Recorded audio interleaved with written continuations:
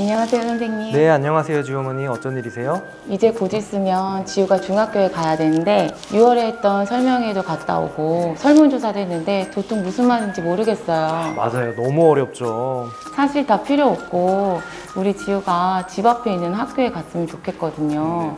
이번에 근거리 100%로 바뀌었다고 하는데 집 앞에 있는 학교에 갈 수 있을까요? 어머니 지금 제가 보니까 근거리 추천 배정 100%랑 근거리 배정 100%랑 오해하고 계신 것 같아요.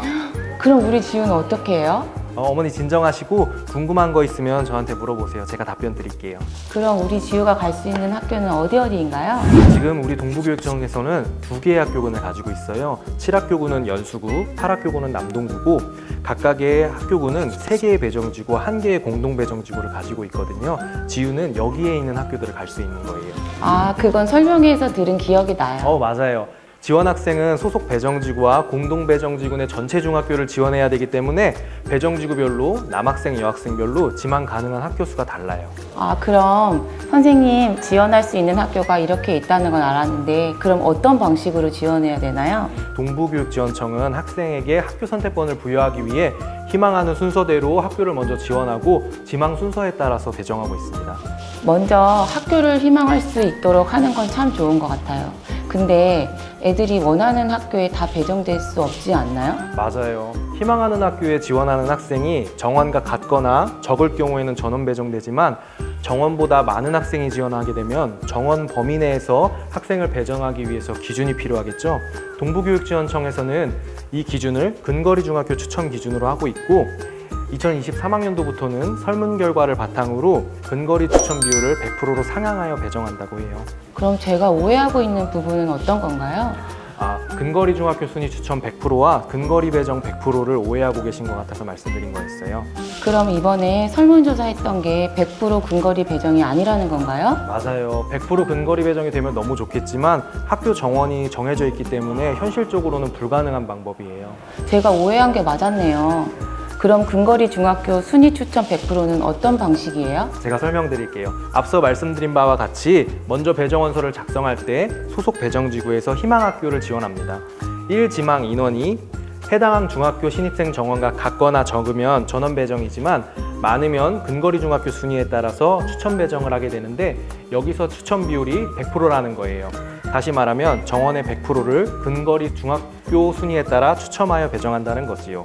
그래도 잘 이해가 안 되는데 혹시 예를 들어서 설명해 주실 수 있나요? 제가 예를 들어서 설명해 볼게요. 정원이 200명인 A중학교에 200명이 지원하게 된다면 전원 배정되겠죠? 네. 그렇다면 1지망에 250명이 지원하면 어떻게 될까요? 50명은 갈 수가 없잖아요. 이때 추천 배정을 실시하는 거예요. 1지망에 A중학교에 250명이 지원했다고 하면 만약에 근거리 1순위인 학생이 180명이 지원하고 2순위인 학생이 70명이 지원했다고 하면 1순위의 학생들은 전원 배정되겠죠, 180명. 네. 2순위의 학생들은 70명 중에서 20명만 추첨으로 배정하게 되는 거예요. 1지망에 250명이 지원하면 어떻게 될까요? 1순위 학생 250명 중에 200명만 동일한 조건으로 추첨하여 배정합니다. 아, 이제 방법에 대해서 좀 알겠네요. 그런데 아까 말씀하시는 근거리 학교는 어떻게 정해지는 건가요? 근거리 중학교 순위는 학생 거주 아파트 동의 중간 지점 또는 단독주택에서 중학교까지의 거리를 측정하고 그 상대적인 거리에 가까운 순으로 1순위부터 5순위까지 결정되고 나머지 모든 중학교는 6순위로 컴퓨터 프로그램에서 자동으로 결정하게 됩니다.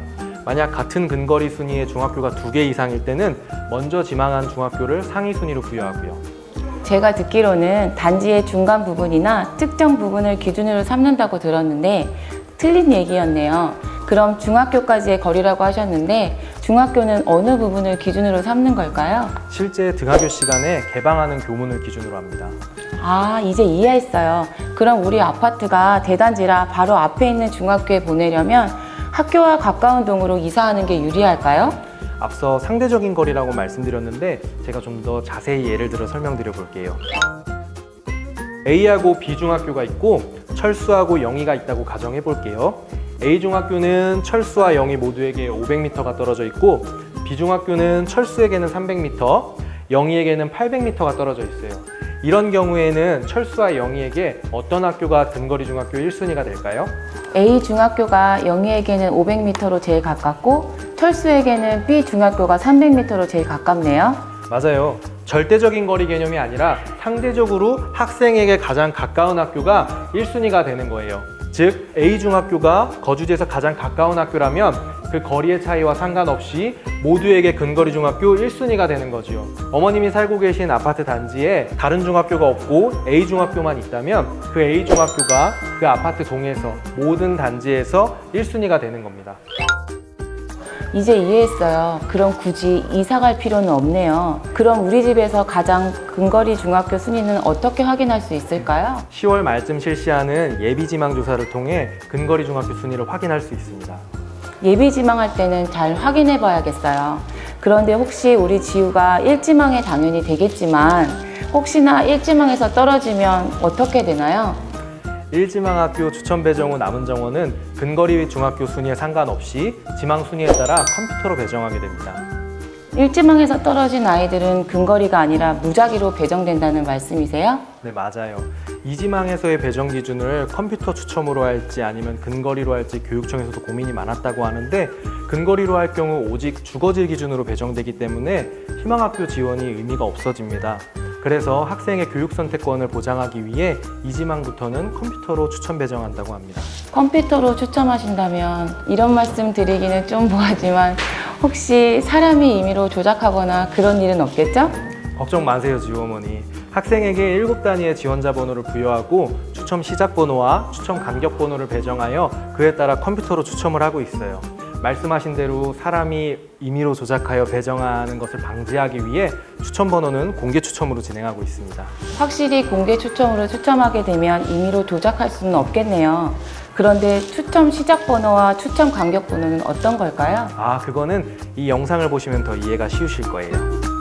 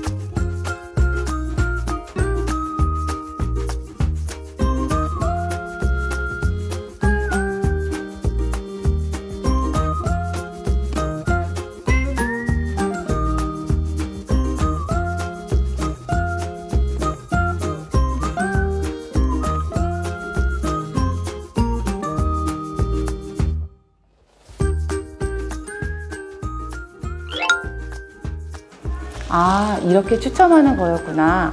혹시나 조작이 있을까 의심했는데 이렇게 설명해 주시니 안심이에요. 안심하셨다니 다행이에요. 혹시 더 궁금하신 부분 있을까요? 그리고 이건 제 이야기 아닌데 제가 또 학부모위원이잖아요. 혹시 선생님 찾아갈 거라고 했더니 어머니들이 같이 좀 알아봐 달라고 하더라고요. 일단 첫째로 일반 배정이랑 다르게 우선 배정되는 아이들이 있다고 들었는데 어떤 경우일까요? 맞아요. 선배정 있죠. 체육특기자, 특수교육 대상자, 예술중점학교 대상자, 지체장애인, 교육지원 대상자, 그리고 가장 많이 질문을 주시는 거는 다자녀가녀 선배정을 지원할 수 있는 조건이에요. 일단 당해년도 12월 31일 기준으로 만 18세 미만의 셋 이상의 자녀를 양육하는 가정에 셋째아부터 지원이 가능합니다. 당해연도 12월 31일 기준 만 18세 미만의 자녀가 3명 이상이어야 하고 그중 셋째부터 지원 가능하네요. 정확해요, 어머니. 네. 이거 정확하게 알려줘야겠어요.